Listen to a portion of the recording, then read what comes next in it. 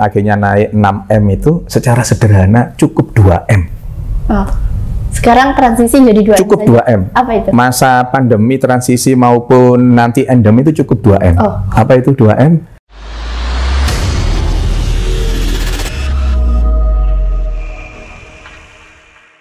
Assalamualaikum warahmatullahi wabarakatuh. Waalaikumsalam. Sebelum dimulai saya mau ngasih pantun.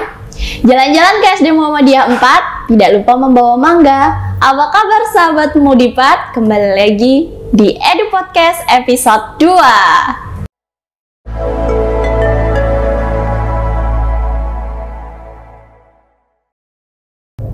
Kami mengucapkan terima kasih banyak dengan Susuzi yang sudah membuat table kita nggak kosong untuk episode kali ini. Susuzi, tumbuh itu ke atas, bukan ke samping. Nah, karena kita sudah ada Susuzi supaya bikin sehat, hari ini kita akan membahas tentang ilmu kesehatan yang tentunya akan kita kolaborasikan dengan dunia pendidikan. Sudah bersama kita Dr. Catur Priyambodo MKes. Beliau merupakan direktur di Rumah Sakit Aisyah Siti Fatimah Tulangan. Assalamualaikum, Dr. Catur. Waalaikumsalam warahmatullahi wabarakatuh. Apa kabar, dokter? Alhamdulillah baik. Alhamdulillah sehat. Selain jadi direktur, kegiatannya apa aja nih?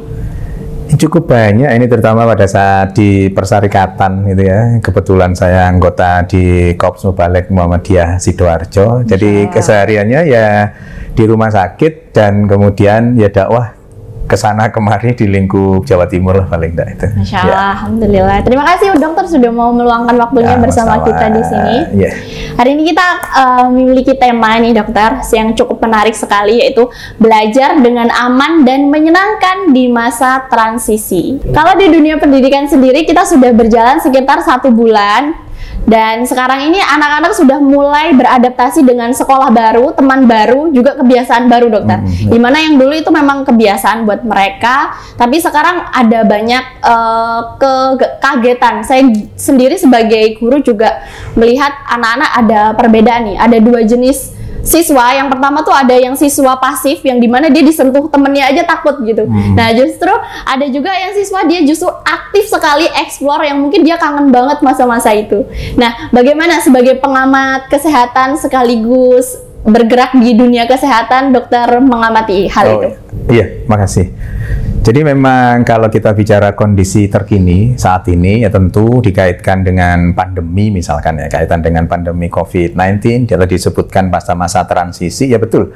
Kita memang berada pada satu kondisi, satu masa di mana dari pandemi kemudian ada perbaikan dengan berbagai langkah yang dilakukan oleh pemerintah dan sekolah dalam hal ini juga, akhirnya terus jatuh pada satu kondisi yang itu nanti endemi gitu ya. Jadi pada pandemi itu terjadi pada satu masa, pada satu waktu, jumlah yang banyak, dan terjadi pada wilayah yang bersamaan secara serentak.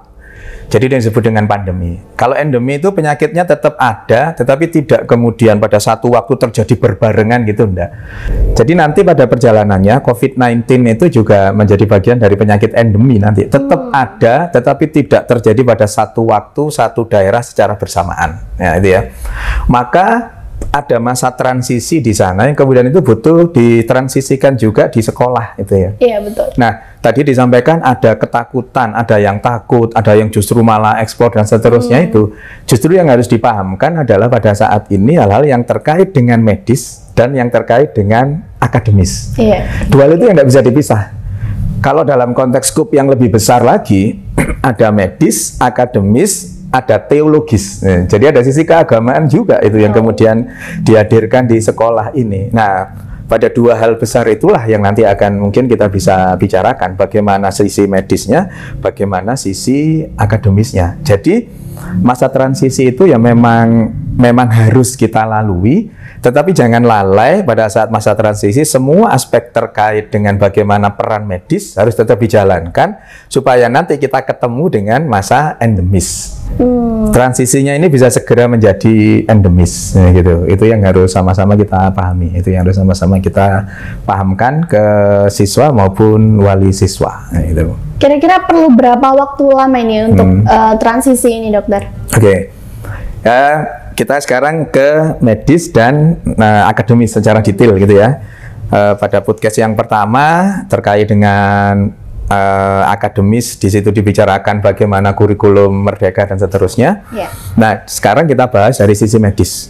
Sisi medis, pandemi ini sekarang lagi kayak apa sih? Nah, secara angka, secara bukti-bukti empiris, data-data empiris di lapangan, terjadi penurunan yang sangat drastis dibandingkan dengan booming pada saat 2021 atau Januari sampai Maret 2022 ini.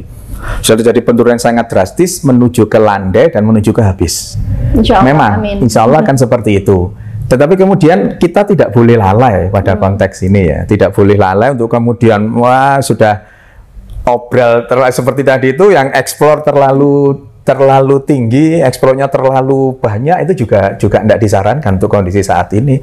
Supaya kita bisa bersama-sama segera menuju ke endemis.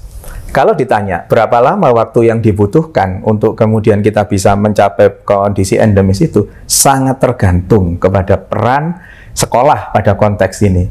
Bagaimana kebijakan-kebijakan akademis, tadi bicara medis kan, akademisnya itu seperti apa? Akademisnya mendukung untuk kemudian menerapkan tataran medis, insya Allah akan semakin cepat. Jadi waktu kita berharap semakin cepat. Asalkan kita jangan lalai, asalkan kita jangan kemudian losdol dalam bahasa Surabayaan itu. Losdol itu nanti khawatirnya trennya naik lagi, jangan-jangan nanti jadi pandemi lagi. Pandemi part berikutnya. Pandemi part 3 gitu ya. Nah, itu jangan sampai lah itu terjadi. Maka waktu berapa lamanya tidak bisa ditentukan, sangat tergantung kepada peran kita masing-masing secara individu, secara kelembagaan di institusi SD Muhammadiyah 4 Pucang ini perannya dominan untuk ke siswa dan wali siswa, maka itu mempercepat proses. Kalau toh tidak dalam skup regional Jawa Timur atau skup Surabaya, paling tidak di Mudipat ini, skup sekolah ini terjaga betul, bisa tanda kutip endemi di sekolah, mungkin itu lebih baik gitu ya. Saya kira itu untuk ininya waktu. Nah, ini yang menarik sahabat Mudipat, kita perlu menginfokan kalau tanggal 9 kemarin kita seluruh guru tenaga kerja sudah melakukan swab dan alhamdulillah hasilnya positif. Ini adalah bentuk dari sisi positifnya sekolah untuk mengurangi masa-masa dari pandemi menjadi endemi tadi ya. Betul. Jadi mungkin saya ralat sedikit, hasil swabnya itu negatif. Kalau hasil swabnya positif malah kena. Hasilnya positif. Hasil swabnya negatif, ini menunjukkan sisi tren positif di sekolah, bahwa dengan tetap menjaga secara medis protokol kesehatan itu ternyata mampu membuat kondisi di sekolah ini sangat-sangat bagus, sangat-sangat kemudian bisa untuk diterapkan gitu ya secara akademisnya. Sampai kemudian memang bisa dikatakan, oh aman ini sekolah ini untuk bisa menjalankan tatap muka, untuk bisa menjalankan kurikulum merdeka tadi itu dengan baik, gitu ya. Betul. Jadi swab yang hasilnya negatif. Jadi swab PCR yang negatif itu indikator utama menunjukkan bahwa di sekolah ini, di Mudipat ini, itu tanda kutip ya, COVID sudah tidak ada. Amin, amin. Nah, tentu itu juga harus disimultankan. Jadi tetap dijaga protokol kesehatannya untuk kemudian tetap hasilnya swab PCR-nya itu negatif, dan kemudian sekolah dengan tatap muka tadi, adik-adik yang mau mengeksplor itu silahkan, itu ya, tanda kutip silahkan, tetap dengan menjaga apa yang memang menjadi hal yang memang harus dilakukan dalam konteks ini protokol kesehatan tadi itu. Nah, tadi kita sudah berbincang banyak nih tentang masa transisi, tapi secara sederhananya nih dokter, apa sih masa transisi itu? Oke. Masa transisi itu masa peralihan dari satu kondisi yang dalam konteks ini kondisi yang buruk tanda kutip gitu ya, menuju ke kondisi yang lebih bagus. Baik. Jadi masa transisi itu sebuah masa di mana penghubung, bridging antara kondisi yang tidak diinginkan menjadi kondisi yang akan dicapai. Pandemi tentu kita tidak menginginkan hal itu terjadi lagi. Kita inginnya masa endemi. Tentu masa pandemi dan endemi ini ada penghubungnya. Nggak mungkin pandemi langsung berubah besoknya jadi endemi, enggak. Nah, masa transisi inilah masa penghubungnya ini yang kita harus betul-betul perhatian. Justru di masa ini nggak boleh lengah, nggak boleh abai, sehingga betul-betul kita nanti jatuh ke kondisi endemi itu. Jadi penting masa transisi itu untuk kemudian bisa kita tetap menjaga protokol kesehatan. Secara sederhana gini, Kalau ada protokol kesehatan yang dulu 6M, masih ingat? Iya. Ada 3M, kemudian naik 5M, akhirnya naik 6M, itu secara sederhana cukup 2M. Oh. Sekarang transisi jadi 2M. Cukup 2M. Apa itu? Masa pandemi, transisi maupun nanti endemi itu cukup 2M. Oh. Apa itu 2M? Manut Muhammadiyah. Masya Allah. Manut Muhammadiyah. Sudahlah, nurut orang-orang se-Indonesia ini kalau sejak awal menerapkan 2M itu, manut sama Muhammadiyah, selesai pandemi ini. Samina wa ta'na. Muhammadiyah itu menilainya dari berbagai sisi. Tidak hanya sisi medis saja, itu tadi ada sisi medis, ada sisi akademis, ada sisi teologis, ada sisi sosialnya, dan dari berbagai sisi itu diramu menjadi satu keputusan yang itu sudah harus diterapkan di sekolah-sekolah atau amal usaha Muhammadiyah di bidang apapun itu. Kalau kita serentak menjalankan itu, pandemi ini mungkin tidak terlalu lama sesungguhnya. Iya, betul. Tetapi ya kita tahulah Muhammadiyah itu secara jumlah barangkali 2 besar organisasi Islam di Indonesia barangkali ya. Coba seandainya Muhammadiyah itu jadi organisasi yang pengikutnya paling banyak gitu di Indonesia, nggak lama mestinya pandemi ini. Karena itu terapkan manut sama Muhammadiyah, selesai sudah. Protokol kesehatan jalan, sudahlah manut sama Muhammadiyah, tinjauan dari sisi apapun itu kan sudah ditinjau secara detail di Muhammadiyah. Ya, saya kira harus menerapkan 2M itu. Ya. Oke, sahabat Mudimat, jadi itu tadi 2M, manut Muhammadiyah. Ngikut aja sama Muhammadiyah, gitu ya dokter ya. Betul. Oke, masih kembali ke masa transisi. Kira-kira untuk masa transisi ini, apa aja sih dok yang akan terjadi di masa transisi ini? Nah, ya lagi-lagi itu tadi ya, medis, akademis. Medisnya apa? Masa transisi itu terjadi penurunan jumlah secara signifikan, walaupun tetap masih ditemukan. Jadi masih ada rumah sakit rujukan COVID itu yang merawat pasien COVID masih ada. Positif COVID-nya. Tentu jenis yang terakhir ini ya, Omikron dengan berbagai tipenya itu. Maka yang harus dilakukan apa? Kondisi apa yang terjadi? Terjadi penurunan. Apa yang harus dilakukan? Tetap terapkan 2M tadi itu. Lalu dari sisi akademisnya, apa yang dilakukan sekolah terkait dengan hal ini?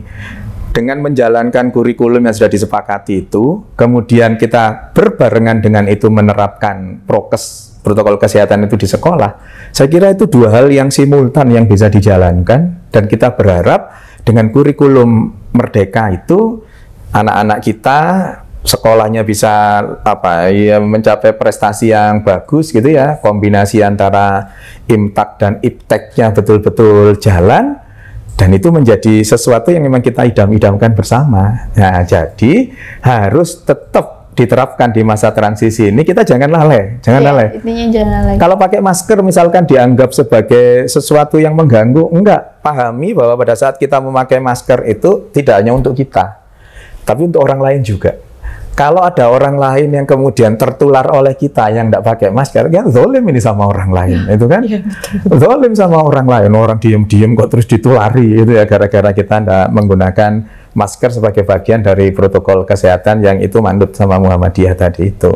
Itu yang terjadi di masa transisi. Kita tetap harus menerapkan protokol kesehatan dengan berbagai pengkondisian yang ada di sekolah. Hand sanitizer tentu sebuah keniscayaan yang memang harus dijalankan itu ya. Itu saya kira itu. Nah, ya dokter, penjelasannya luar biasa sekali. Nah, untuk sahabat Mudipat, untuk selain menjaga protokol kesehatan, kita juga harus sehat nih. Nah, kebetulan kita sudah punya susu Z nih dokter ya. Jadi mungkin langsung saja kita minum, kita cobain gimana susu rasanya. Bismillahirrahmanirrahim. Boleh dihabiskan nggak? Boleh. Monggo. Baik, terima kasih Susu Z sudah memberikan sponsor pada episode kali ini. Buat sahabat Mudipat di rumah, selalu sedia minuman yang sehat seperti contohnya Susu Z. Susu Z, tumbuh itu ke atas bukan ke samping. Oke. Baik, tadi kita sudah berbincang edukasi yang luar biasa. Nah, sekarang pertanyaan yang paling penting nih dok, untuk sahabat Mudipat di rumah. Bagaimana sih tips agar anak-anak bisa bersekolah dengan aman, sehat, dan bahagia di masa transisi ini? Oke. Untuk aman, sehat, dan bahagia, ada 3 hal yang memang harus dicapai pada saat anak-anak kita bersekolah itu. Tentu kita harus memberi rasa aman, memberi rasa supaya tetap sehat, dan memberi rasa supaya bahagia. Rasa aman, apa yang harus kita lakukan? Buat sekolah itu menjadi aman, menjadi terlindungi betul dari kondisi transisi ini tadi. Maka apa yang harus dilakukan?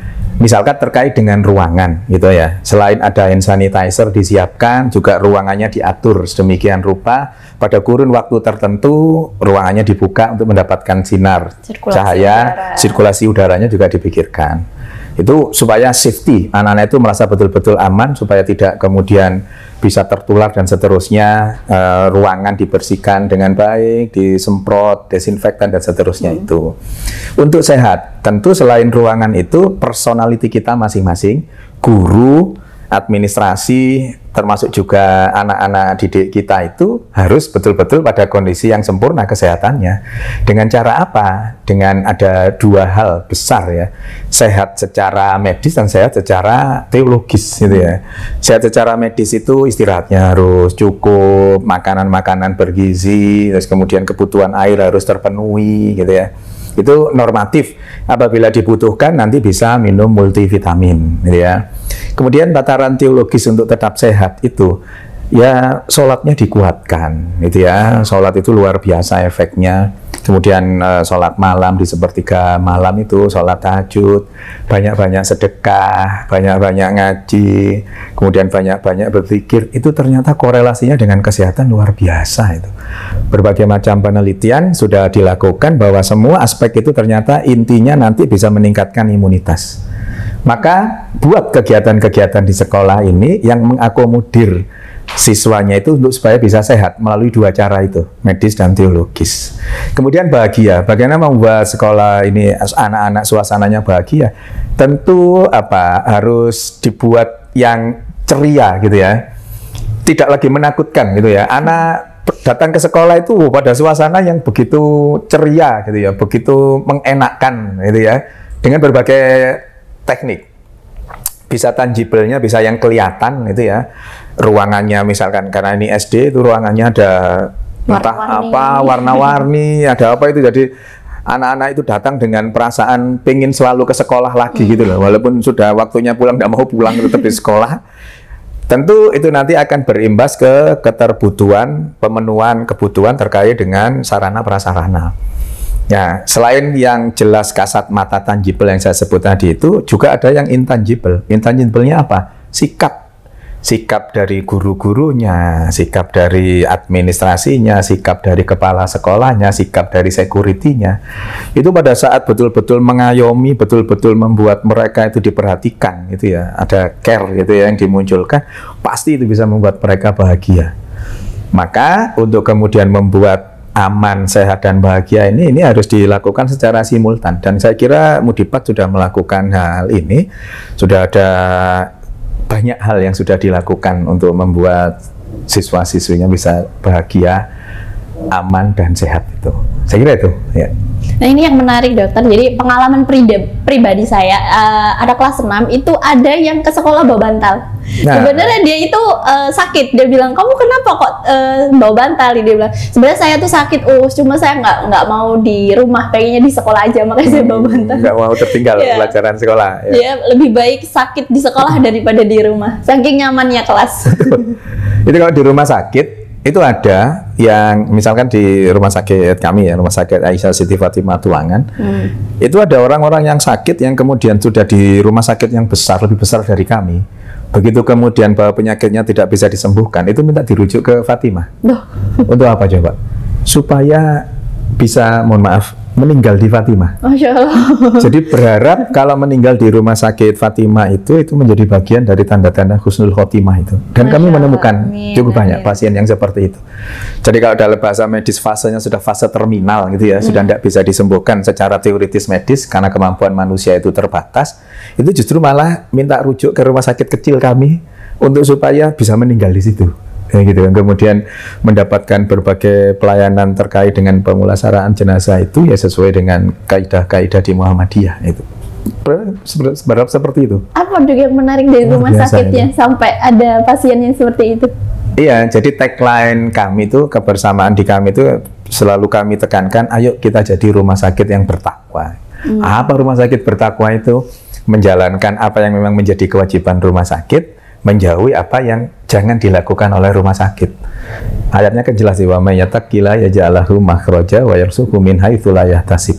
Pada saat kita kondisinya bertakwa, maka Allah akan memberi solusi dari segala permasalahan yang dimiliki, dan kemudian Allah memberi rezeki dari arah yang tidak disangka-sangka. Jadi kalau saat kita bertakwa itu kemudian dinilai, rumah sakit bertakwa dinilai oleh orang loh, itu loh menjalankan apapun yang memang menjadi kewajiban. Saya kira Mudibat juga seperti itu. Mudibat itu sekolah yang dalam terminologi ini institusi yang bertakwa itu tadi. Insya Allah, insya Allah. Kan menjalankan semua apa yang diperintahkan. Ayo anak didik kita itu harus ini semua dipenuhi. Kemudian menjauhi apa yang dilarang. Jangan sampai lo kalau sudah bayar 1 bulan SPP-nya masih ada tarian-tarian lagi gitu misalkan ya. Jangan sampai lo anak-anak itu saat sakit di sekolah UKS-nya tidak sesuai gitu, UKS-nya tidak memenuhi syarat, kan enggak. Jadi selama itu kemudian terpenuhi, ya apapun permasalahan di Mudibat ini akan Allah tuntun untuk diselesaikan. Gitu ya. Saya kira itu.